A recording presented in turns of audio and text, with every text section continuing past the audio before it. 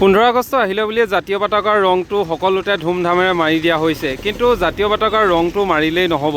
আৰু এই দলংসমূহত বিশেষকৈ দলংখনত চাওক, নাজিৰা দিখৌ দলং এইখন, এই দিখৌ দলঙত যিদৰে জাতীয় পতাকাৰ ৰংটো মৰা হ'ল, কোনো চাফ চিকুণ নকৰাকৈ মুঠতে মাৰিব লাগে মাৰি দিলে। আৰু কালাৰটো চাওকচোন, এইফালে চাওক, একো চাফ চিকুণ নকৰাকৈ মুঠতে এফালৰ পৰা স্বাধীনতা দিৱস বুলিয়েই যে গোটেইখন এনেধৰণে কালাৰ কৰি পেলাব লাগে।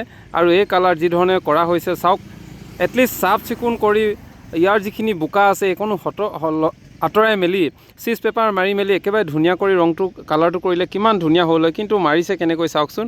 এনেকৈ বাৰু কামবোৰ যদি কৰি থোৱা হয়, আৰু যিহেতু ৰাষ্ট্ৰীয় পতাকা বা আমাৰ জাতীয় পতাকা যিখনক আমি শ্ৰদ্ধা কৰোঁ, সন্মান কৰোঁ, এই কালাৰটো য'তে ত'তে এতিয়া দলঙে হওক বা সকলোতে মাৰি দিয়া হৈছে, এইটো মই ক'বলৈ নাযাওঁ। বহুতে এইটো হয়তো কৰাটো বেয়া বা এইটো কৰিব নালাগে বুলিও কয়, কিন্তু যদিও কৰিছে এটলিষ্ট ভালকৈ কৰক। যিটো কৰিছে আপোনালোকে চাওক, ইমান লেতেৰা পেতেৰাকৈ কোনো চাফ চিকুণ পৰিপাটি নকৰাকৈ ধুমধাম মাৰি দিছে।